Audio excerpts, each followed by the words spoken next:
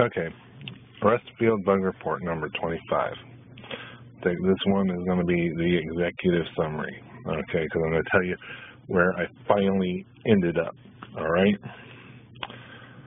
Okay, Randy? You can listen to all the previous ones later, okay? I know you don't got a lot of time, so I'm trying to make this quick.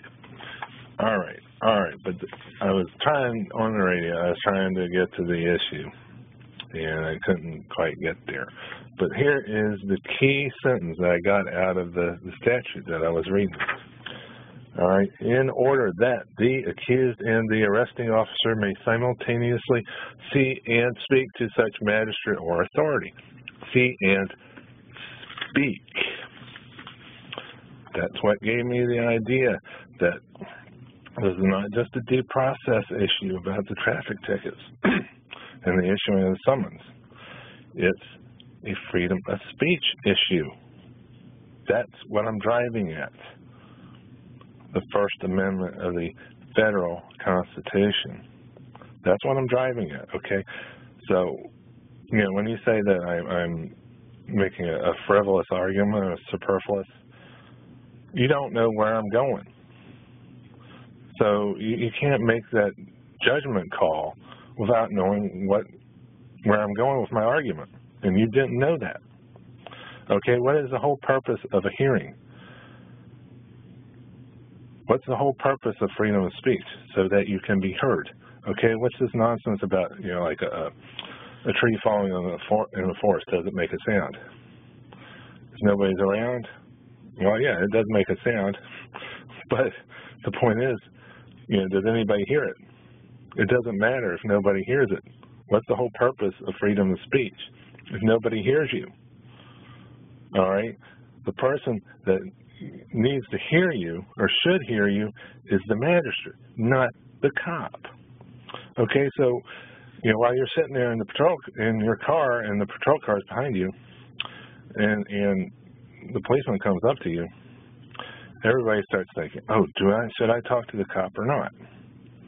You know, they start thinking about their freedom of speech issue with reference to the cop, not with reference to the magistrate.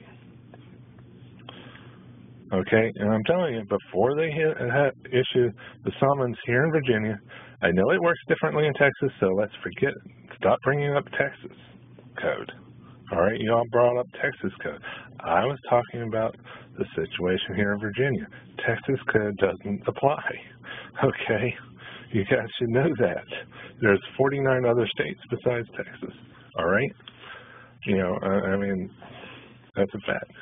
So, anyway, you know, this issue is you have the right to speak and be heard by a magistrate before they assume jurisdiction. The summons that the officer gives you is evidence that they have already assumed jurisdiction. Okay? And that's supposed to be, you know, the decision whether or not they can assume jurisdiction occurs at the examining trial. Okay? So that is the only space and time where an examining trial could have taken place. And apparently they are in contact with the court, or they're in contact at least with their legal counsel, the Commonwealth Attorney's Office. And all of them are officers of the court. Officers of the court, okay?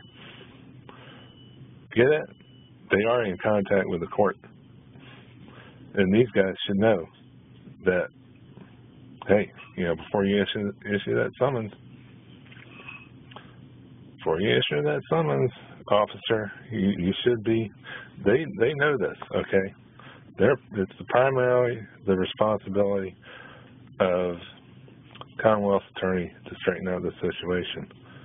Okay, they're legal advisors for the cops, and they're officers of the court as well.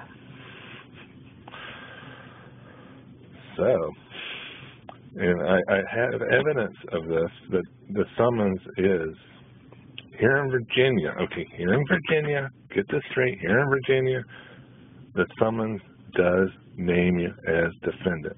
In order to name someone as defendant, you have to have personal jurisdiction. Before you have personal jurisdiction, you have subject matter jurisdiction.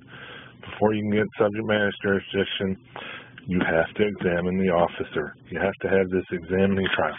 Okay, it says here in the code, who shall proceed to examine the officer making the arrest under oath.